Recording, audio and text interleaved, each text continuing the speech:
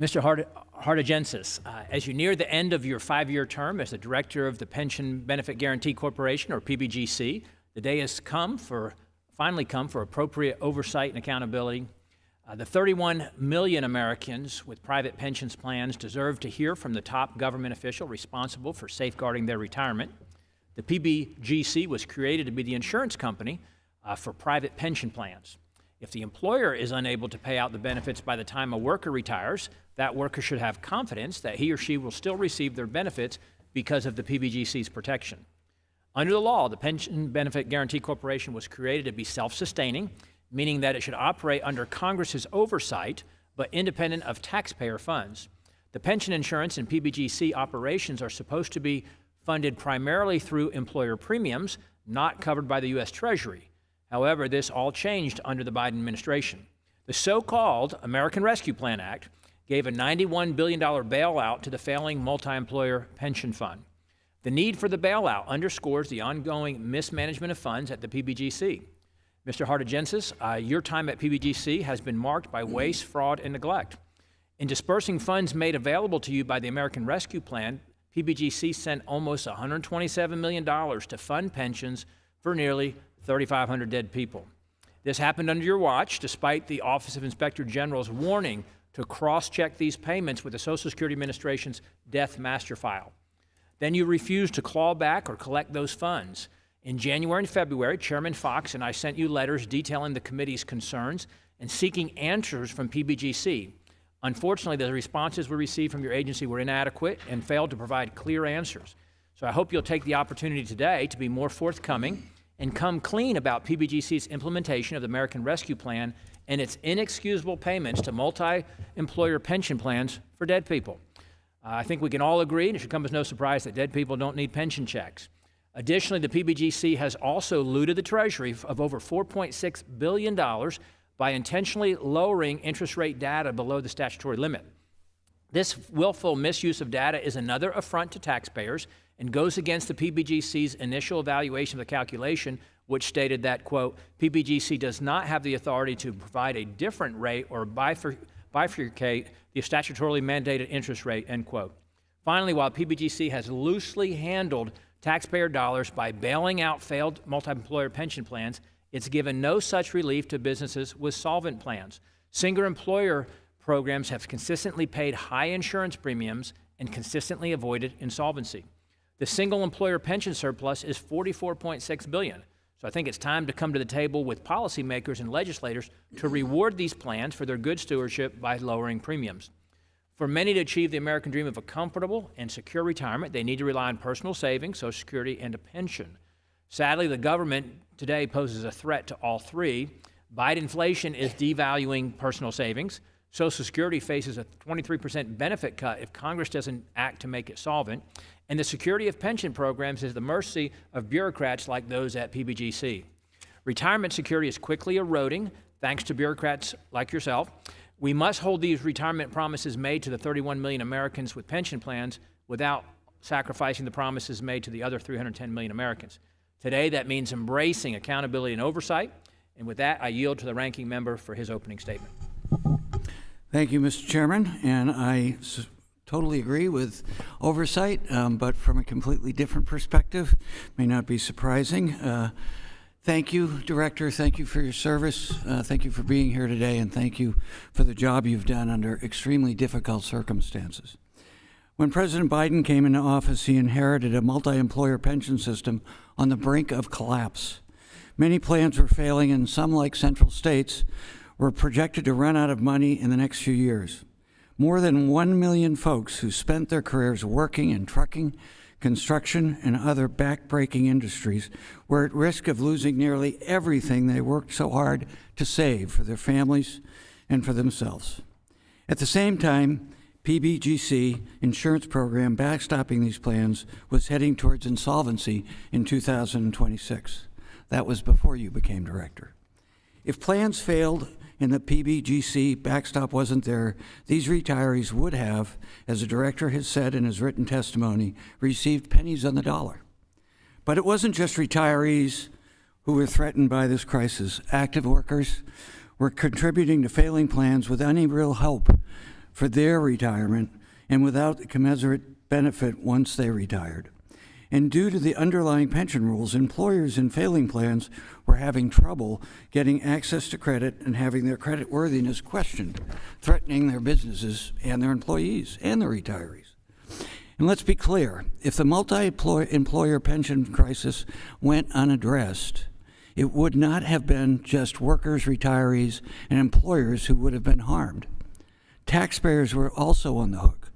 The U.S. Chamber of Commerce was among those to note that the downstream impact of plans failing and the multi-employer pension system collapsing would be an increased reliance on social programs and declining tax revenue. According to one estimate, it would cost the federal government at least $170 billion over 10 years in lost tax revenue and increased spending on social programs if you had done nothing and stayed with the status quo. The picture was bleak and rapidly getting worse. Fortunately, President Biden and congressional Democrats made it a priority to solve the multi-employer pension crisis as quickly as we could and in a financially responsible way. The American Rescue Plan Act established a special financial assistance program that provided sufficient assistance to failing plans to fully protect participants and our economy. It earned pensions benefits. The SFA program was widely supported by a very diverse coalition of stakeholders, including the AFL-CIO, ARP, UPS, and the U.S. Chamber of Commerce. How often does the U.S. Chamber of Commerce and the AFL-CIO come together to work on problem solving that was successful because of that broad coalition? It also included scores of employers, business people, small and large. They wanted to do what they were required to do and also be able to attract and retain good employees with reasonable retirement benefits. To date, the SFA program has saved over 775,000 pensions and protected 3,000 American businesses, and it is still going. Unfortunately, although impacted workers, retirees, and employers reside in states represented by both political parties, not one congressional Republican voted in favor of the American Rescue Plan, and some of my colleagues continue to disparage the SFA program. Accountability, yes. PBGC deserves credit for effectively and expeditiously implementing the SFA program and be responsive to issues raised by its Office of Inspector General regarding the program's operation. One such issue, which I suspect we will hear today, we've already heard about it from my Republican colleagues, pertains to the increased SFA amount of $127 million that central states received. First, as the director notes in his testimony, his written testimony, the PBGC did not make any payments to deceased individuals. Let me repeat that. The PBGC did not make any payments to deceased individuals, and no Inspector General report has alleged that it has. Second, I understand that PBGC has addressed this issue on a going-forward basis and is working with plans that received SFA to see if anything needs to be fixed retroactively and obviously prospectively. Third, in respect to the central states issues specifically, the Biden administration's announcement from last week should pave the way for the $127 million to be returned to the U.S. Treasury. That $127 million will be returned to the U.S. Treasury. I join with Ranking Member Scott in applauding the Biden administration's announcement and their continued responsible stewardship of the SFA program. With the Special Financial Assistance Program, President Biden and congressional Democrats delivered a historic solution to an urgent crisis for American workers, retirees, employers, taxpayers, and business owners. I want to thank the director and the hardworking folks at the PBGC for their efforts to implement administrate the SFA program. I want to congratulate you for your dedication to solving this difficult problem, and I look forward to a productive discussion and yield back. Thank you to our ranking member. Pursuant to Committee Rule 8C, all members who wish to insert written statements into the record may do so by submitting them to the committee clerk electronically in Microsoft Word format by 5 p.m. 14 days after the date of this hearing, which is April 3rd, 2024. Without objection, the hearing record will remain open for 14 days to allow such statements and other extraneous materials referenced during the hearing to be submitted for the official hearing record. I'll now turn to the introduction of our distinguished witness. Today we have with us the Honorable Gordon Hartogenis, who is the Director of the Pension Benefit Guaranty Corporation, or PBGC, which is located here in Washington, D.C. We thank the witness for being here today, and we look forward to your testimony.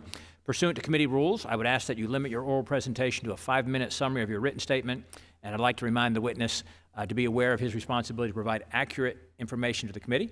And I recognize Director Hartogenis for 5 minutes.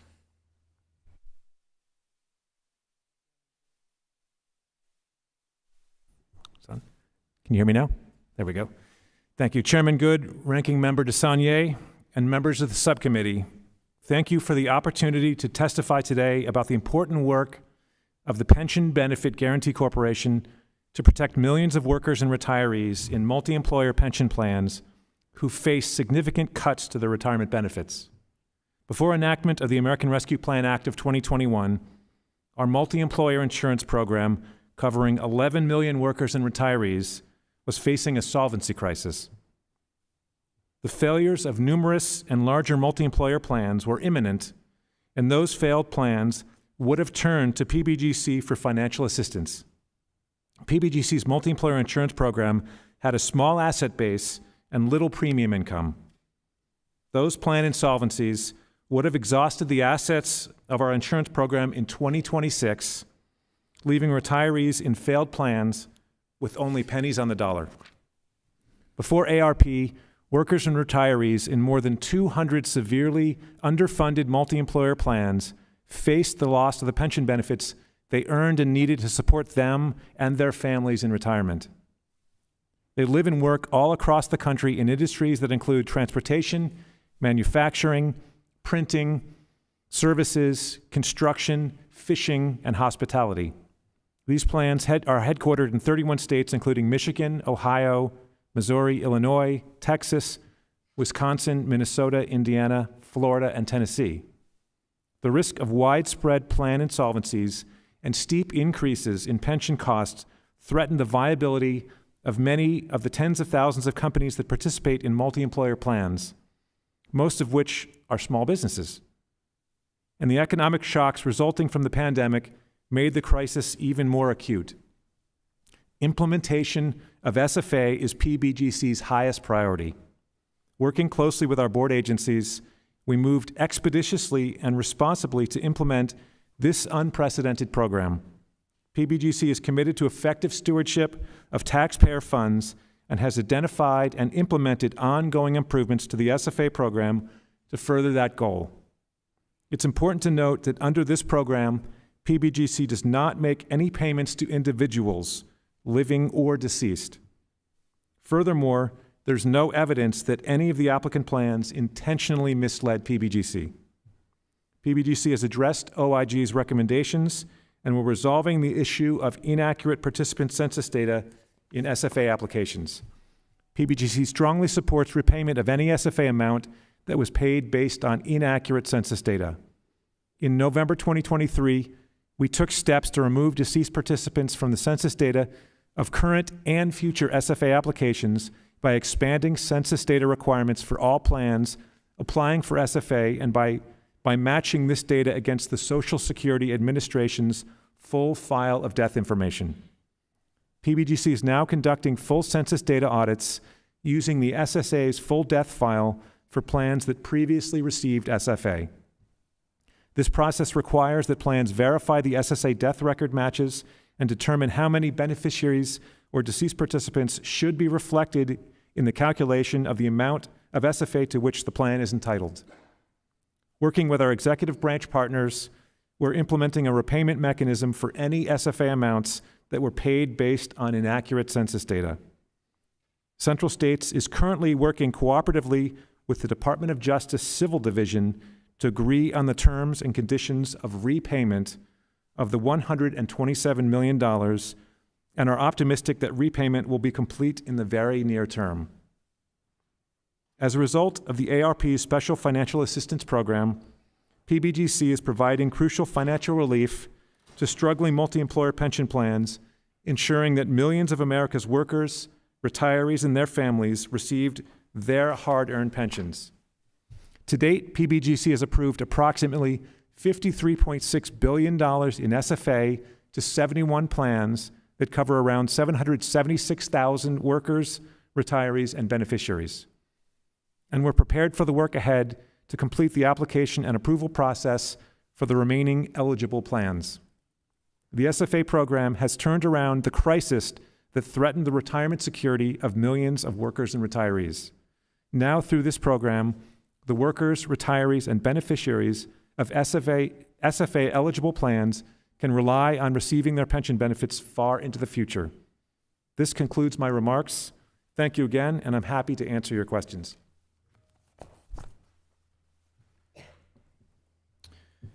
Thank you. Under committee Rule 9, we will now question witnesses under the 5-minute rule. I'll wait to ask my questions at the end, and then I will therefore recognize Mr. Wahlberg from Michigan for 5 minutes. Thank you, Mr. Chairman, and thank you, Mr. Hardigensis, for being here. It gives us a chance to seek for the truth, find answers, because I'm hearing things that I don't perceive to be as accurate to my understanding.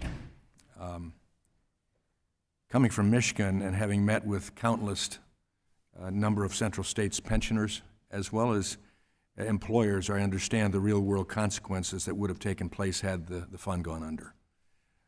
However, we in Congress are charged with being responsible stewards of taxpayer money, and taxpayers who did not participate in the pension have now been asked to take care of footing the bill, to prop it up.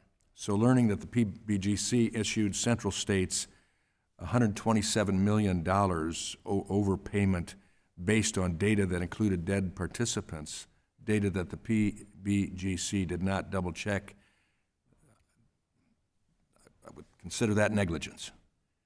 So let me ask you this question. On February 9th, PBGC said that it could not recover its special financial assistance overpayments. Yet on March 14th, the Department of Labor posted a statement that says plans must repay overpayments made based on dead participants on the multi-employer plan census rolls. Could you please explain why PBGC's response differs from DOL's statement, and what is the PBGC's current stance on whether it will cover the $127 million? Okay, I'll start with the second question first.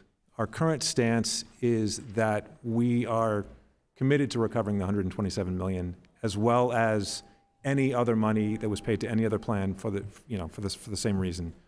And stepping back a bit, when we, back in 2021, when we were charged with implementing the SFA program, we went through a process where we had the law gave us 120 days to listen to stakeholders, to come up with ideas of standing up the program, write the regulations, get those regulations through board and OMB approval, and then get the program going. So it was the program was designed to get up and running very quickly because we were in the middle of a multi-employer crisis. There were many plans that had gone insolvent. Participants had taken benefit cuts. There were plans where the participants had taken steep cuts under MEPRA. We're certainly aware of those and facts. So as we went to stand up the program, we looked at how to, what data could we use to cross-check in that data, and it made the most sense at the time to look at government data that, the 5,500 in premium filings that had been reported to us before the enactment of ARP. The idea is to make sure that we're looking at data that can't be changed after the enactment. We stood up the program. At the time, the complexity of using the Social Security Death Master file is that plans themselves did not have access to that data. So fast forward, when our IG asked us to use the Social Security Death Master file, to basically cross-check the information, we agreed to do that. We ran into and we fixed the problem going forward. We ran into a legal snag in terms of going backwards. And the legal snag was, our Office of General Counsel in concurrence with... But they've told you, you've been told now to pay it back. What's that? You've been told now to pay it back. Yes, so Have you started discussions with the central states about how they're going to return the taxpayer money? That's my key question. So the legal snag that we ran into was that our Office of General Counsel said that we could not directly ourselves recoup that money, the $127 million. So what we did is we reached out to executive branch partners, the Department of Justice, Department of Labor, and worked with them to find a collaborative solution where we could, in fact, recoup the money. Well, is what I understand now, and I have 8 seconds, but so far you've approved $53.6 billion in special financial assistance. Yes. What are you doing to ensure the same error was not also made with respect to the other payments that were previous? Because it doesn't look like we're learning from it. So we're still expending. What we've done is, so for the payments that have gone before, what we've done is, at this point, we've actually reached out to all the plans. So in total, 67 plans have been paid special financial assistance before we started doing a full Death Master file scrub, if you will. So of those, one of those is Central States. There's 66 others. Mr. Chair, I know my time is over, and we'll look for further background information on it, because this just isn't cutting it. The answer's here, and saying that we didn't pay out to dead people, and now seeing that we're going forward and still doing it is a concern. We need more answers. I yield back. Thank you, Mr. Wahlberg. I'll now recognize Mr. Courtney from Connecticut for 5 minutes. Thank you.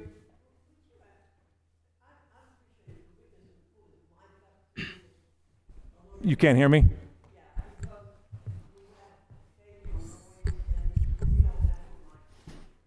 Okay. Thank you. Is that better? Mr. Courtney. No problem. Well, thank you, Mr. Chairman and Madam Chairwoman, for getting the audio where it should be, and to our witness for being here today. When we talk about what's not cutting it, this committee actually, going back really to the 20-teens, has been the place where the multi-employer pension crisis has been playing out year in and year out. And I think it's important for the record to reflect that in 2014, there was an attempt, and it was well-intentioned. The multi-employer pension assistance bill was enacted to try and give the multi-employers what was hoped for, flexibility to try and rescue their financial crisis. And, yes. As your chart on page 2 of your testimony pretty powerfully demonstrates, is that it really wasn't cutting it. I mean, these plans were still sort of cascading in a negative direction. And the authorities that were given in that 2014 law, which basically allowed plans to cut benefits to retirees, I mean, that actually was, where the burden hit was actually retired workers who, had paid in faithfully to their pensions, had negotiated in good faith over the years, giving up wage increases, et cetera. So, clearly with COVID, as your chart shows, I mean, we had to act, or these plans just would have gone belly up. I mean, your testimony is that if we had done nothing, it would have been 2026 before we would see sort of large numbers of bankruptcy. Is that correct? That's correct. 2026 was the projected insolvency of the PBGC, based on large insolvencies at Central States and other plans. And which would have affected single employer plans as well as multi-employer plans. I mean, you just would have been out of... Well, it wouldn't have, the two programs are legally separate. That's right. Thank you. Okay, that's good to get that clarification. So the U.S. Chamber of Commerce, who came forward to support the ARPA bill and this program, they actually took a look at the question of taxpayer impact, and their estimate is that if, again, the catastrophe had happened and the multi-employer plans would have been basically, bankrupt, that the impact in terms of taxpayers would be $170 billion. And that was a conservative estimate in terms of just payments for social assistance programs. Isn't that correct? Yes. So, so if you evaluate what the choice was before Congress and your agency, the fact is that the ARPA was the more cost-effective solution in terms of rescuing these plans and not putting the hardship on retirees. Isn't that also correct? Well, I think it's a combination of the stress on social safety net, but then the human toll of people losing their pensions, and then bankruptcies by employers. I think there are a lot of collateral damage would have happened. And I know Ranking Member reiterated twice in his opening remarks that no payments were made to estates of deceased retirees directly from your agency, and in fact, the money is still held within the Central States plan. Isn't that correct? Yes, it is. So this is not a situation where sometimes Social Security overpays a recipient at time of death, maybe a month or two, where they have to claw it back. I mean, this is really a negotiation that's happening between the federal government and the central state plans in terms of recoupment. Is that yes? possible? It is. That $127 million is in a lockbox, so to speak, and we are currently negotiating with them over the return. And again, it's really just a question of who's got the lines of authority on the federal government side. So it's the Department of Justice and the Department of Labor that are the primary entities that are engaged in that recoupment process? Yes, they are right now. And the lead is the Department of Justice at this point. And again, you totally cooperated with the Inspector General's office once they flagged or identified this issue, or maybe with your assistance identified this issue. I mean, this has not been a contested process. No, not at all. We cooperated immediately, and we fixed the problem going forward as quickly as possible, because that was the priority, because to kind of stem the problem as quickly as possible.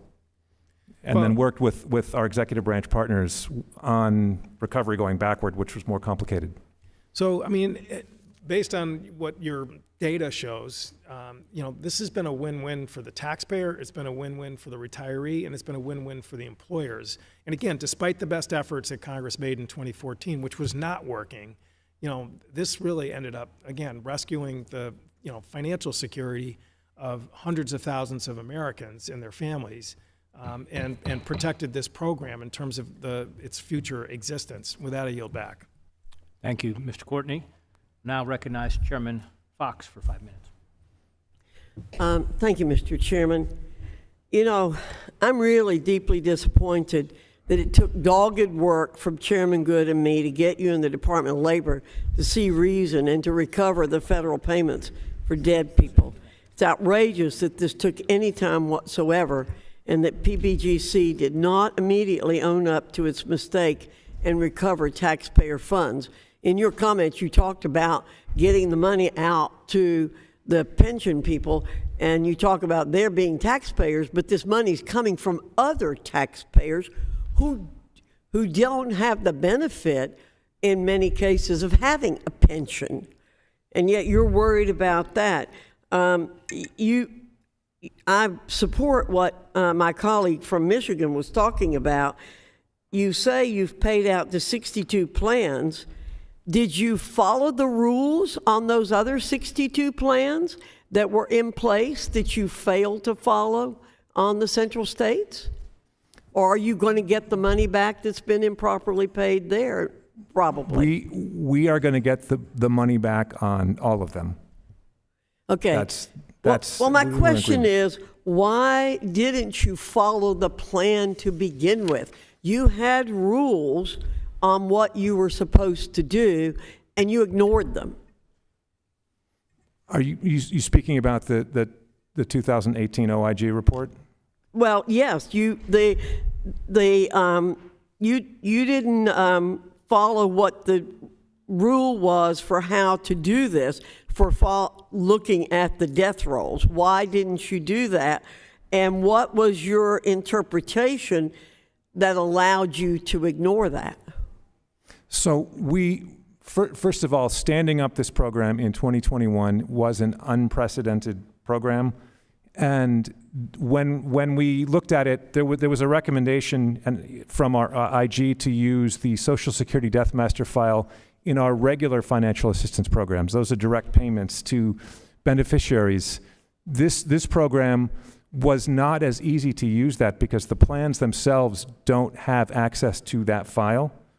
So for us to require them to use it, they couldn't do it. And if we cross-checked with that, they would have all failed because we would have found dead people they didn't find. When our IG recommended that we do it, we said, okay, we will work and make this program better. As an improvement, what we had to do was we had to get their census data ahead of time, have a pre-application process. But you were supposed to do that at the beginning. My understanding was that you were supposed to do that before you turned out the money.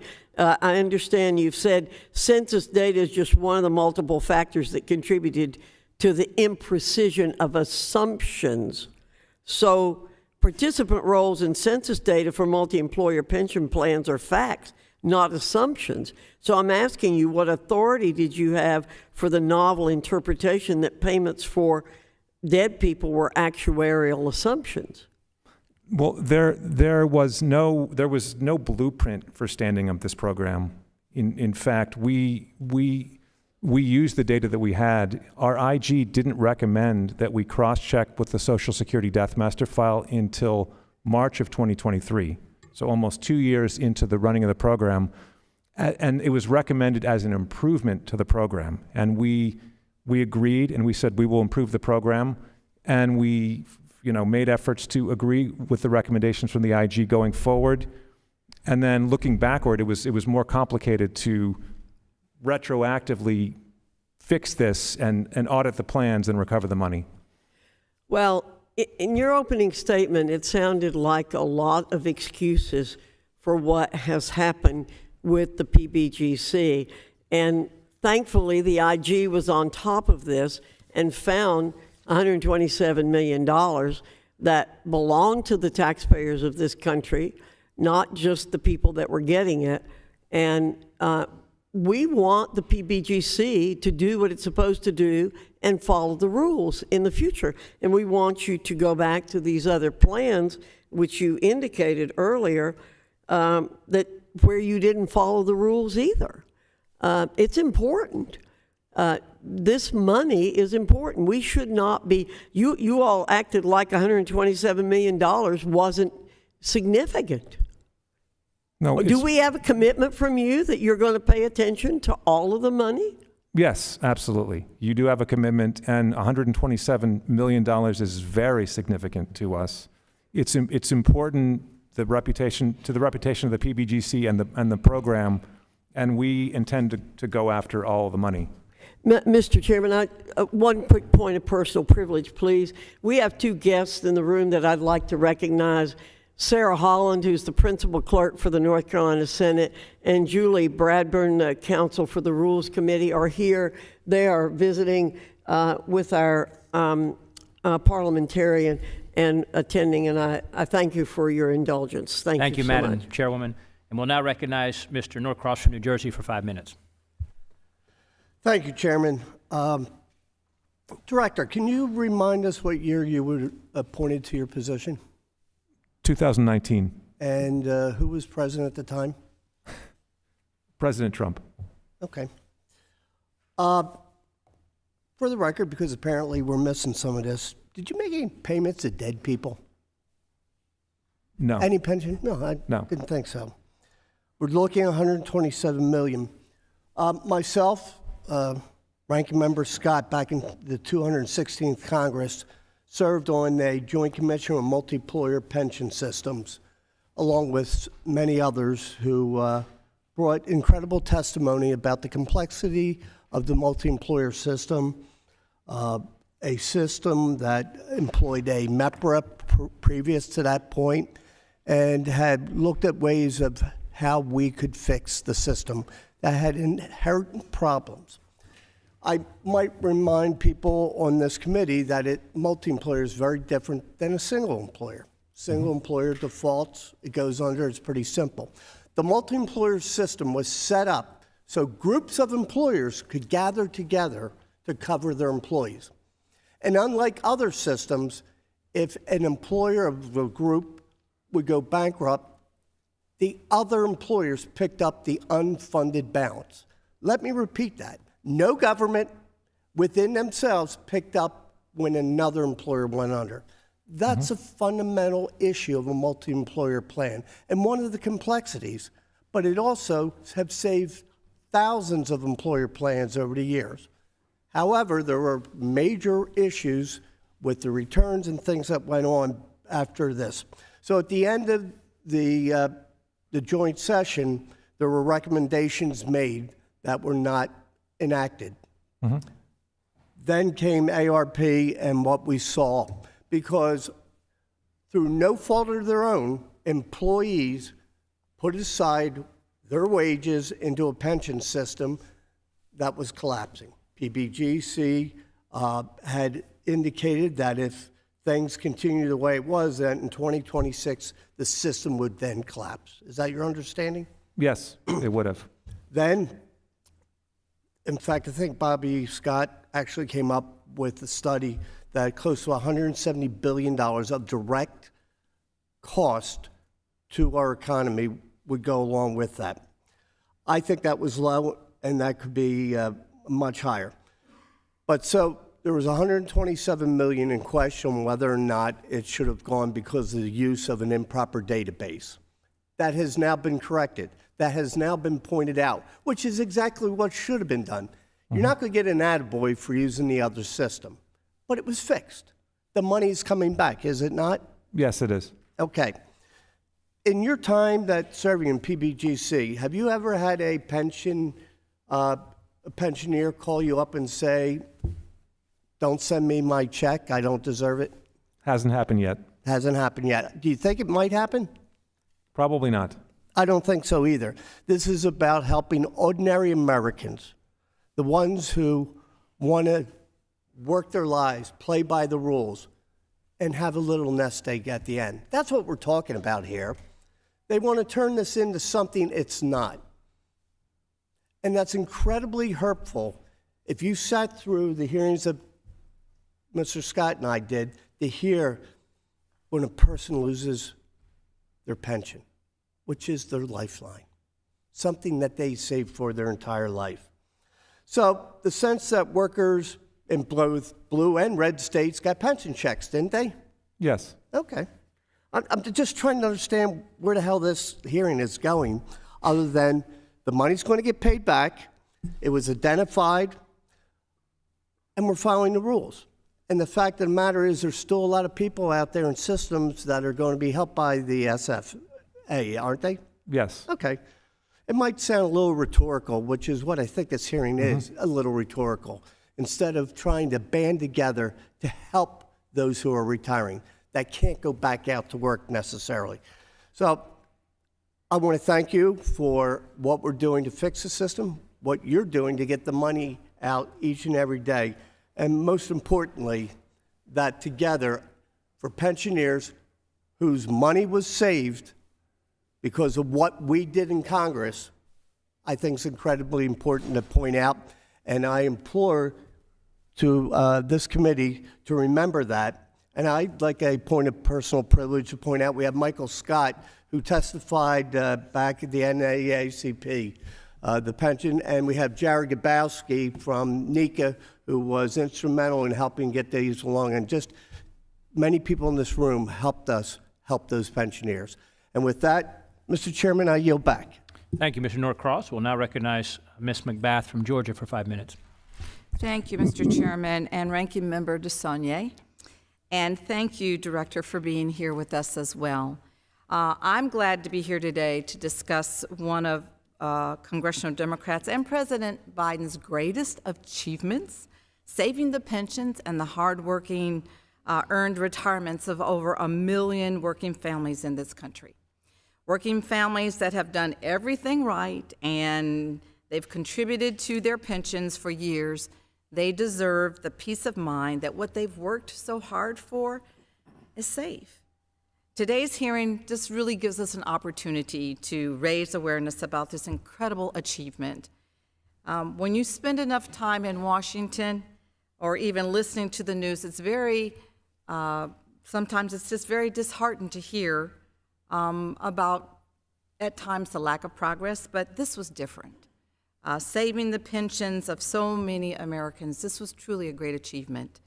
We got to ensure that over 1 million people that we have sworn to protect and to serve will be able to enjoy their golden years at home, and I am one of those too that looks forward to receiving a pension.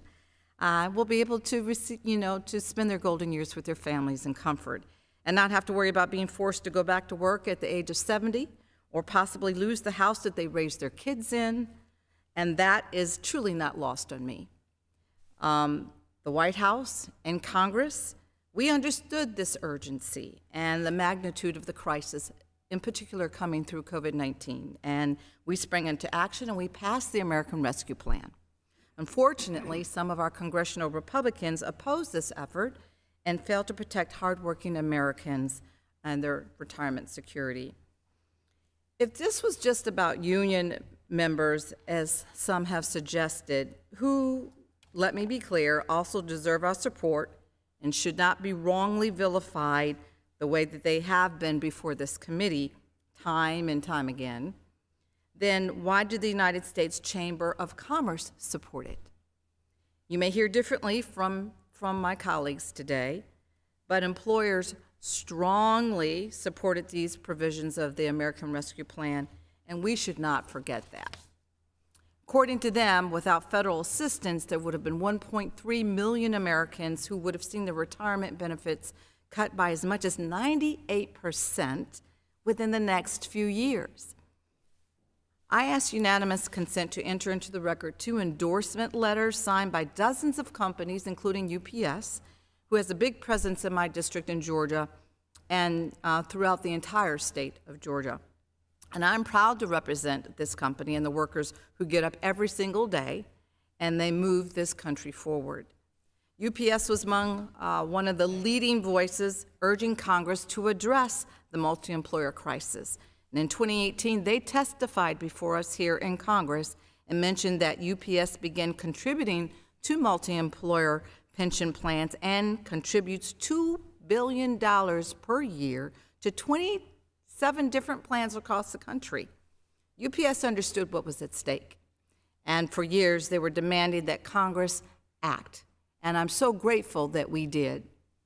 Director, can you talk about the importance of the American Rescue Plan Act to employers like UPS and all the other employers that have worked so hard to help support their employees?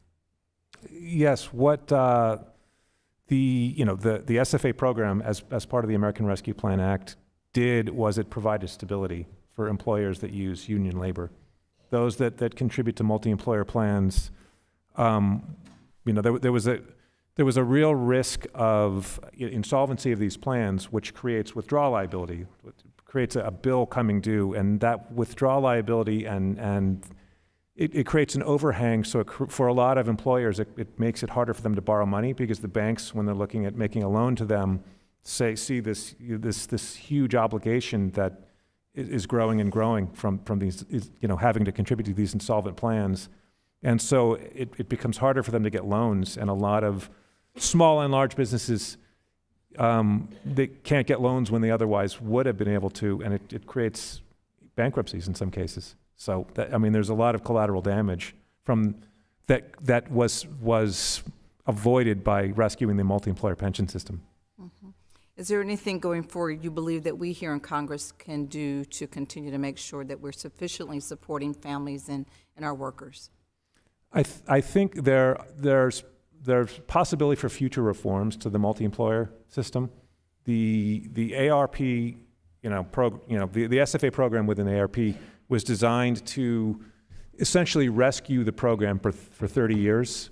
But looking out beyond that, there are reforms that we could work on with you that some things that came out of the 2018 Joint Select Committee and other efforts that could make the Thank system you. even more solvent. Sure. The Thank you so gentlelady's much. time has I'm- expired. I I now yield back. recognize Ms. Hayes from Connecticut for 5 minutes. Thank you. Director, were you finished with your answer to the last question? Yes, absolutely. Thank you. Well, my remarks are similar to many of my colleagues, so your answer would have probably answered my questions as well, because the efforts by House Democrats to save multi-employer pensions are important and they bear repeating.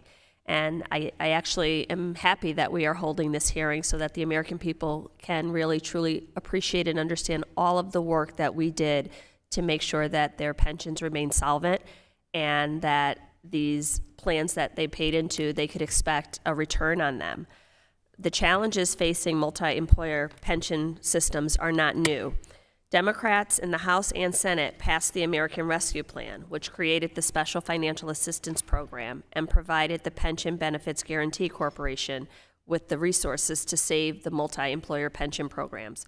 Without the American Rescue Plan, nearly 1 million workers and retirees could have seen their pensions and benefits that they earned and contributed to disappear.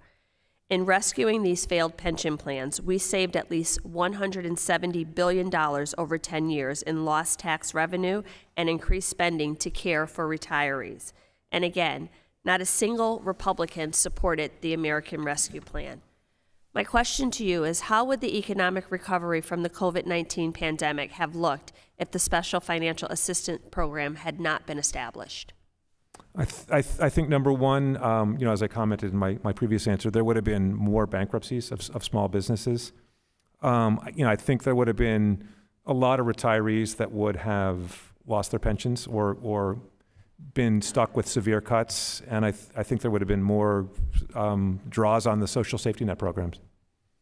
Thank you. I mean, what I try to do on this committee, a lot of our work is supporting employers, but also making sure that we are mindful of the needs of employees.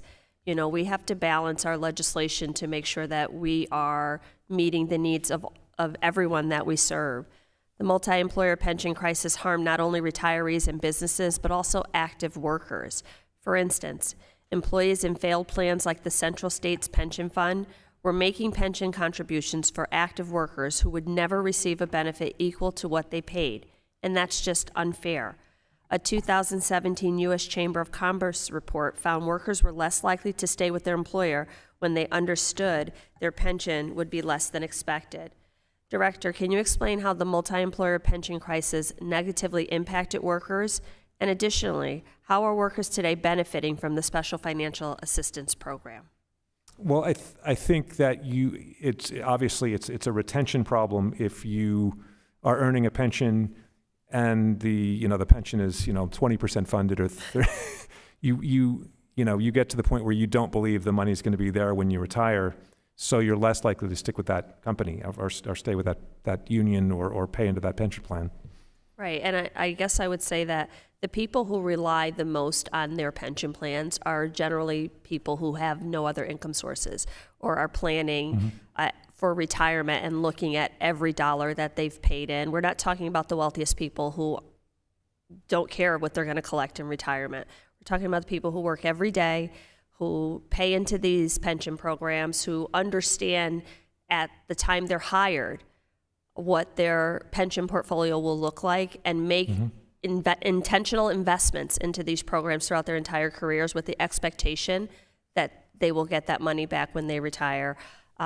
I'm very proud of the work that we did as House Democrats to save those pension plans and ultimately protect the retirement of American workers. With that, I yield back. Thank you. And we will now recognize my friend from Virginia, Mr. Scott, for 5 minutes. Thank you. Thank you, Mr. Chairman. Mr. Director, as I understand it, the plans were entitled to support from the rescue fix based on the number of participants they had. Is that right? That's right. And some of those participants may have died recently, unbeknownst to the plan. Did the plans have access to data to get the most recent update? I mean, you're talking about tens of thousands of people.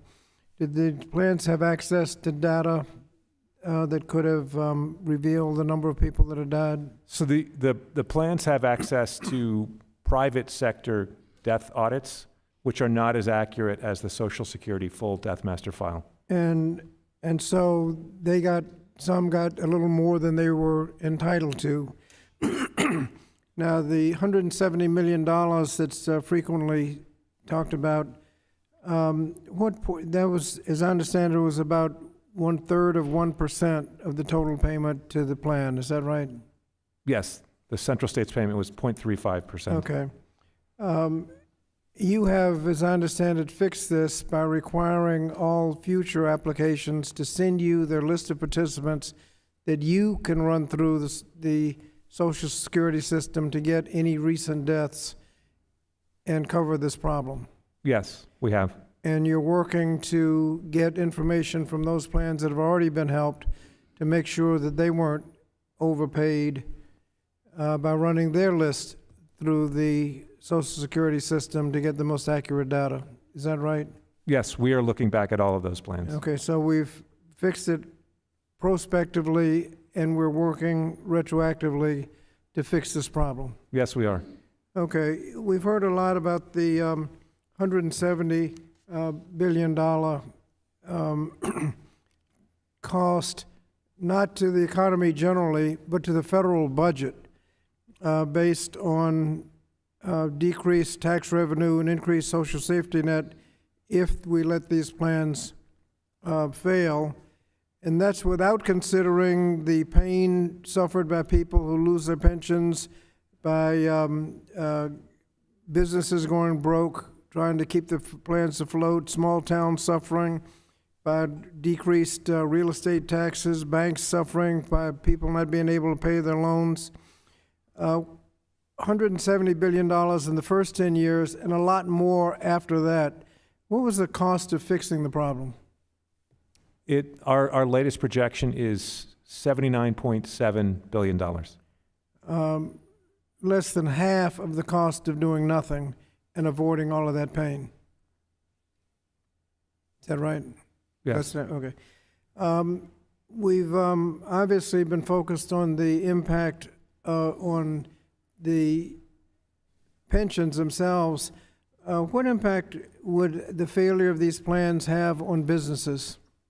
Like in my early remarks, they would have trouble getting loans. That's the biggest problem. The overhang of withdrawal liability from insolvent or declining multi-employer plans would make it hard for them to get loans, which would rescue them if these businesses got into a pinch. Because the banks would know that they have a potential liability more than they would ever be able to pay. Yes. And their loan would be behind that, so they're not creditworthy. So the businesses couldn't operate as a normal business because they can't, if they have a little shortfall in cash flow, they can't borrow Yes. money. That's probably why there was Chamber of Commerce support for the... Chamber of Commerce supported the plan. How many businesses have you saved already? I think it's about 3,000 businesses that are involved with the 71 plans that were approved. And do you expect more businesses to be saved as you go forward? Yes. Thank you, Mr. Chairman.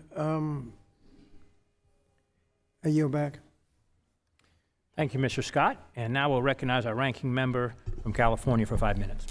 Thank you, Mr. Chairman. Director, thanks again for being here. Just to follow up on the excellent 5 minutes by my friend from New Jersey who has a lot of experience in this field. You were nominated by the ex-Republican president for this position, correct? Mm-hmm. You were confirmed by the Republican-controlled Senate. Senator Hatch, I believe, was the chair of Committee of Jurisdiction. Is that correct? It was, yeah, that's correct. So you were confirmed by the Republican majority. This is the same time, just if memory serves me, that same majority passed the largest tax cut for the top 1% in the history of the country, and that money is all, turns out, according to CBO, has not trickled down, has not gone out into the economy. It's largely been retained by that group. That's just an editorial comment from me. So we've talked a lot about the top line numbers. We've got lots of stories to this committee and from the select committee testimony about individual people, individual stories. So those numbers, read a couple, truck driver in North Dakota who said, well, what am I going to do if I don't have my retirement? Another freight truck driver in the Midwest who said, how am I going to get a job in my 70s or 80s driving a truck when I need to get a knee replacement? I can't make my mortgage. So tell me, what's the average that these people are getting in pension benefits a year based on what you did, and what the average would be if you didn't have done what you did? Okay, so let's take Central States, for example. The truck drivers, I think the average across the board is about $16,000 a year in terms of the pension benefit that they would have gotten. For long-term workers, it's somewhere between $25,000 and $30,000 a year. That's the approximate range. Okay, maybe we can give you a few minutes here, or moments, to just, we've reiterated this over and over again about some of the accusations about mismanagement, about paying checks to deceased people. You want to add anything either on that or on what you did as you look back on it, and anything that's come up in this hearing that you would like to clarify further about what your actions were able to accomplish, given that you approached this, from my view, from being very, very fiscally responsible? Well, I think to add to your, the comment that you said, I mean, this program has gone out to help, people in the $15,000 to $30,000 a year pension range. So these are, hardworking folks. I think, the one takeaway from the theme of this is, number one, the SFA program, the PBGC did not make any payments to participants. So, there's been some press that the program has been used to pay dead people. That's not true at all. All the money from this program has gone to plans based on a 30-year projection.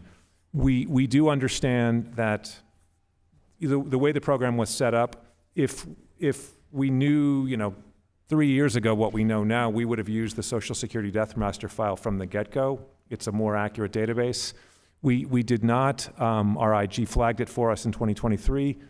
We have fixed this, we've fixed our procedures and review process to use the Social Security Death Master file going forward. So any improvements and any approvals going forward, we'll be using that.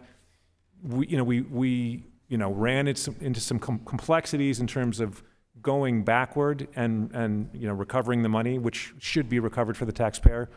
But we believe that we've got it fixed. We've worked with the Departments of Labor and Departments of Justice, and we believe we have a solution, and we will be able to take care of it in the near term. And so that wonderful response to IG and you working together to correct something that was identified with no loss. Yes.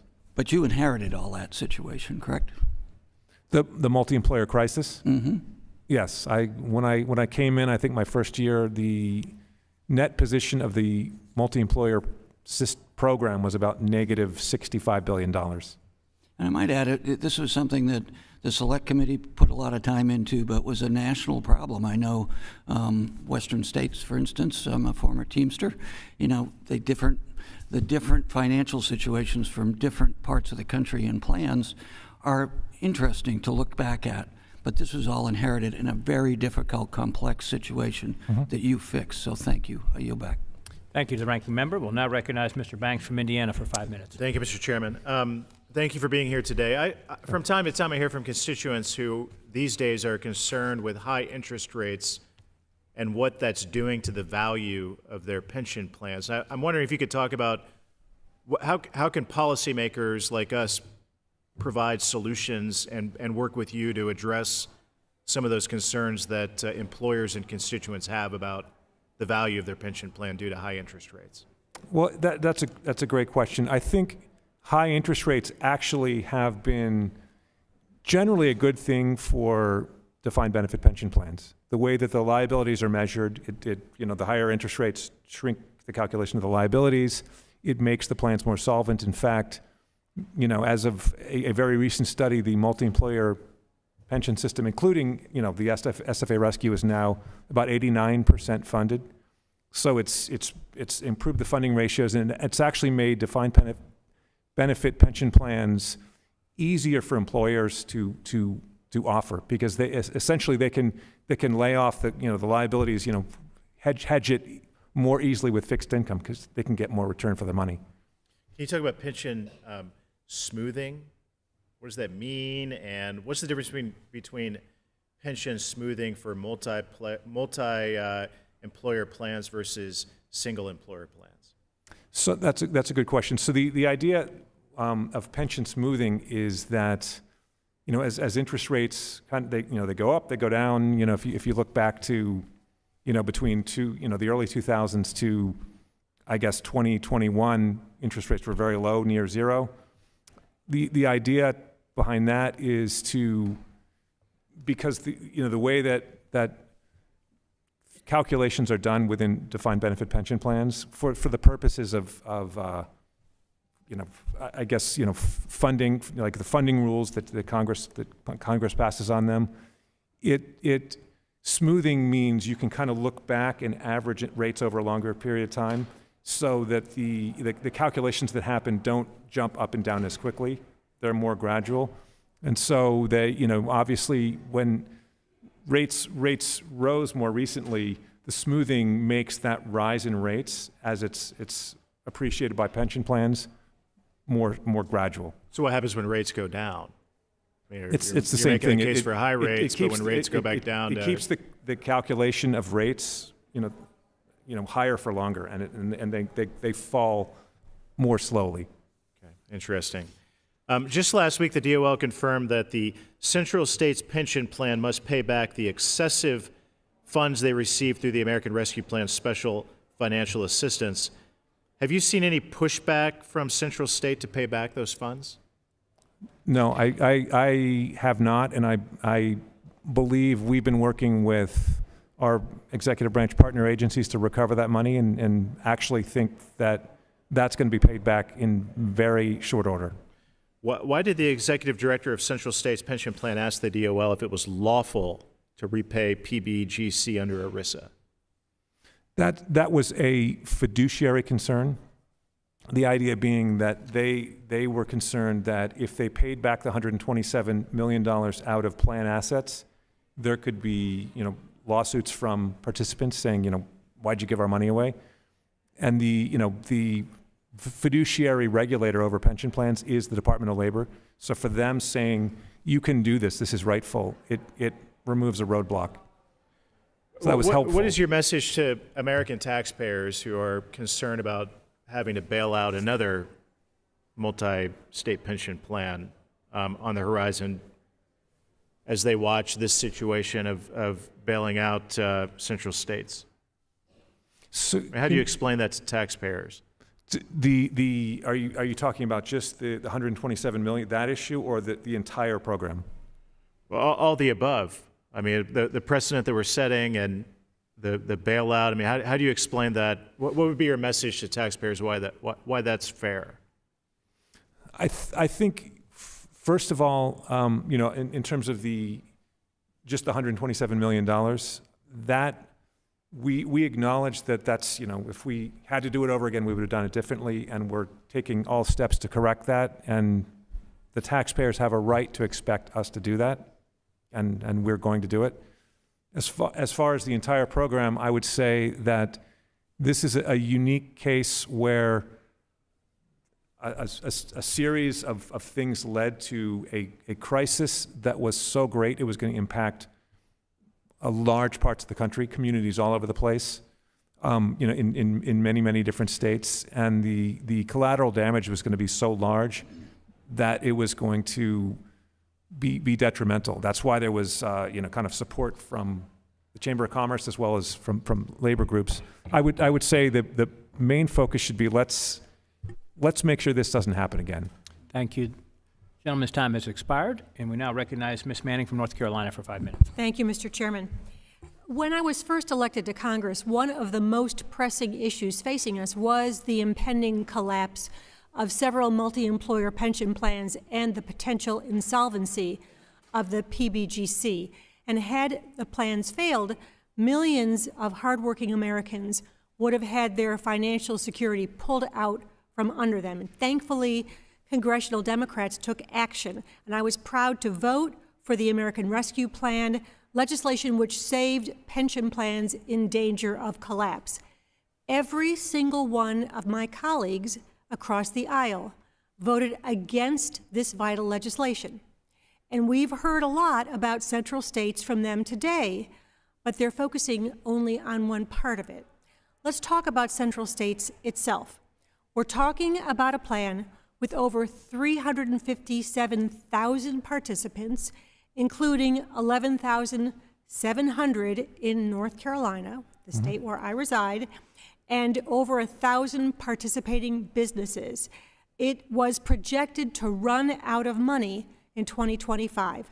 So can you talk about how central states and about how important the plan is to the system, about how far it reaches? It's enormous. I would say, in responding to Congressman Scott's question, he asked me how many employers are there. There's 3,000. I think over 1,000 of those are in central states alone. So there are a lot of employers, including UPS and a lot of different companies that use trucking services. They would have, and we've looked at what states do the retirees reside. It's actually across the country. I mean, those 357,000 people, they retire. They're all over the place. So it would have impacted communities all across the country, as well as those thousands of employers. And I imagine that central states' failure was not helpful, or potential failure, looming failure, was not helpful in terms of PBGC's overall financial position. Is that right? That's an understatement. Okay. I'm sure you and your team have dealt extensively with central states over the years. Can you talk about the peace of mind that everybody must now feel now that their plan has been saved? Well, I would say to all of the participants in the Central States Plan, I think they all can rest assured that they, thanks to the ARP program, the SFA program, their plan is solvent at least through 2051. And it depends on how things go and they manage things, but perhaps even further. And hopefully there'll be other people sitting in these seats dealing with that issue in 2051. I just wanted to bring a broader picture to the central states discussion, and I am thankful that President Biden and congressional Democrats acted to save central states and other plans. Are there other steps that we should be considering to protect against the kind of crisis that central states experienced? The way to look at it is that this is a rescue program that takes us through the end of 2051. After that, there's certain reforms that could be made that would make the system more stable. You could look at funding. You could look at the guarantee. You could look at premiums. There are a lot of different levers that you could look at. And we would be happy to work with Congress to come up with ideas that would extend the theoretical solvency of the entire system way beyond. Thank you.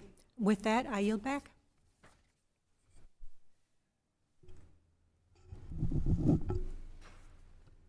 Thank you, Ms. Manning. And with that, I recognize myself for 5 minutes. I would like to take a few moments in our final question time here, Mr. Director, to focus on the stewardship of taxpayer resources and the services that's provided to those we are obligated to serve. And of course, this should be a primary concern for every government agency and department. The White House asked all agencies to begin scaling back telework policies after the White House, finally recognized that the pandemic was over.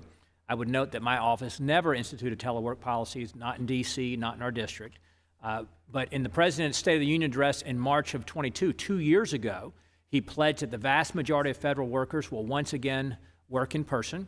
In April of last year, OMB ended maximum telework policies and sent further instructions for agencies to develop plans to increase in-person work. Approximately how many employees do you have? In our headquarters, we've got about 1,000 federal employees and about 800 contractors. Okay, those 1,000 federal employees, how many of those employees, or what percentage would you say have agreements to work remotely? I would say the vast majority of them do. So Do- out of are you- you're saying 1,000, you would estimate how Actually, many are working let me remotely? correct that. Remotely is it's completely right. I thought you meant telework. Remotely, it's a small percentage. All right, telework. Telework, it's the majority of them. Why would they work telework instead of coming to the office? Why would they want telework? Why would we have them do that? Why are they not coming to the office? I think during the pandemic, we went through a couple years where And that's been gone for a few years. So why would they be teleworking today? So number one reason is in last year in 2023, we actually moved our headquarters. So we moved into more expensive real estate at 1200 K Street to less expensive. And as we've settled into a new building, there have been some growing pains in the new building, and having flexibility has allowed us to get some of the kinks out of Right. after So out of the move. 1,000 employees, you would say virtually all of them or almost all of them, or what number are telework versus coming to the office every day? Well, all of them come into the virtually all of them come into the office sometime. What does that mean sometime? Meaning, they have different telework agreements. Some of them come in 4 days a week, some of them 3 days a week. How many would you say come in 4 days a week out of 1,000? Is that true, that a significant number come in 4 days a week instead of 5? I would say that's a small percentage. Okay, so what percentage come in maybe just 1 day a week or not at all? I would say, probably a larger percentage are coming in. Okay, so we still doing have more most telework. employees not coming in to work physically in the office. How about yourself? How often do you come into the office to work physically in the office? I'm in the office on average every other week. I'm sorry? So I guess, 5 days out of every 10. So half the time you're Half the time. in the work.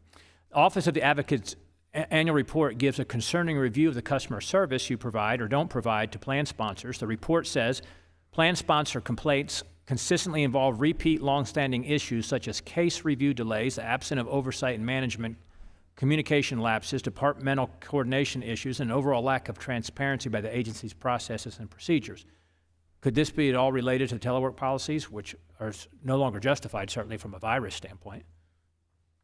I think you have to look at where the plan sponsor's advocate is coming from. This is our interaction with plan sponsors during events like bankruptcies or distress terminations. And these are times when they're looking for the PBGC to assume the liabilities of an unfunded pension plan. I'm going to interrupt you for a second, claim the time, just because we only got a minute left, but to suggest that we wouldn't do a better job of servicing those we are responsible to serve without having our whole team come into work every day, I think is questionable.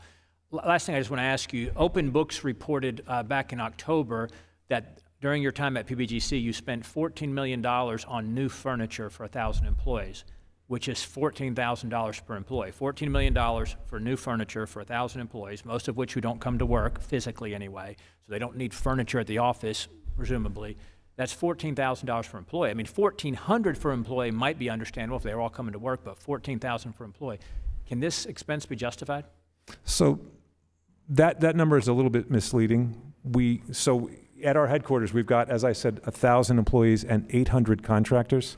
So if you divide by 800 instead of 1,000, or 1,800 instead of 1,000, Well, that'd make it like $8,000 It's per actually the number is closer to 7,400 per employee, which Most is of whom less don't come into the office. less than the average government baseline, benchmark is around 9,000. So we are below the benchmark. And I want to make one other point, is that furniture purchase was not a redecoration. We moved. We actually moved from an old headquarters to a new headquarters, and in that move, we saved $3 million a year in rent, which over a 15-year lease is $45 million. My time's expired, so out of respect to the committee, I need to go ahead and thank you for your comments. And now we'll go to our ranking member for his closing remarks. Thank you, Mr. Chairman. Thank you again, Director, and to all your staff for an excellent presentation today and a great job. And just if anybody's watching, if they're wondering Director's background, no one would accuse you of being a socialist, as I have been accused of being a socialist. in addition to who nominated you and who confirmed you, you got a bachelor's degree from Stanford in computer science. You got a master's degree in technology and management from Columbia University, and you went out and started businesses in the tech field. So if anyone's watching, that's who the director is. And I appreciate your problem solving, your intellect, and your honesty here today. It shows that we can get things done when we have divergent party affiliations and ideology, if we work to the common good of how do we solve difficult problems. And obviously, in a difficult situation, remind people that this is the last 4 years were all part of an international pandemic, and you went in this instance and solved something with the Biden administration with us that was lacking a solution prior to an international pandemic. And lastly, just on the conversations with real people. I mean, we tend to forget about this here in Washington, the real people who would have suffered if you hadn't done what you did. We've talked about that. President Biden and congressional Democrats recognized the urgency and magnitude of the multi-employer pension crisis and took, as I said, historic action in the American Rescue Plan Act to solve it. Even though many of their constituents would be harmed if plans failed and the system collapsed, not a single Republican colleague voted for that legislation. The Pension Benefit Guaranty Corporation quickly and effectively implemented the Special Financial Assistance Program and took steps to improve its administration. So far, the PBGC has approved SFA applications from 71 plans, saving over 770,000 pensions and protecting 3,000 businesses to date, and there's more to come. And as I've said multiple times today, there are real people, real Americans behind the pensions we saved. Kenneth Lee Edmondson wrote to the Joint Select Committee on Solvency of Multi-Employer Pension Plans that, quote, for Mr. Edmondson, the loss of my pension would force my wife and I to sell our house. Along with this expense and our medical bills over and above what our health insurance covers, I have to take medications to prevent a stroke from a blood clot and also medication to control heart rhythm. I worked many long hours for 32 years and drove in all types of weather and road conditions, sacrificing time away from my family, thinking it would be worth it because of the pension income I would receive on my retirement. If I lost my pension, it would be devastating. Just trying to survive extremely conservatively will be impossible. Are we going to be put in a situation deciding between groceries and medications? We are innocent victims of all this. We just want what we earned, end quote. So again, I want to thank you all. You're not bureaucrats, you're public servants. I'm grateful for your service. And thank you for what you accomplished. I yield back. Thank you to the ranking member. Mr. Hartigenis, thank you. Recognize myself for closing remarks. Thanks for taking the time again to appear before the committee and answer our questions. Unfortunately, I remain convinced that the PBGC is the poster child for bureaucratic incompetence and gross mismanagement of taxpayer dollars. It's clear that PBGC needs to crack down on the way it administers the Special Financial Assistance Fund to ensure that there aren't any other million-dollar mishaps or billion-dollar interest rate blunders. 10 years ago, Congress created the Office of the Advocate to scrutinize PBGC practices and be a liaison for plan sponsors. The Office of the Advocate has offered dozens of recommendations over the years to improve services and management. After a decade of watching recommendations go unnoticed, this year's annual report reiterated the need for a change in leadership. The report recommends the creation of a CEO position to provide daily oversight and management of PBGC's senior leaders. This is something I believe Congress should take seriously as we look for legislative solutions following this hearing. We need to ensure that PBGC never needs a taxpayer bailout again.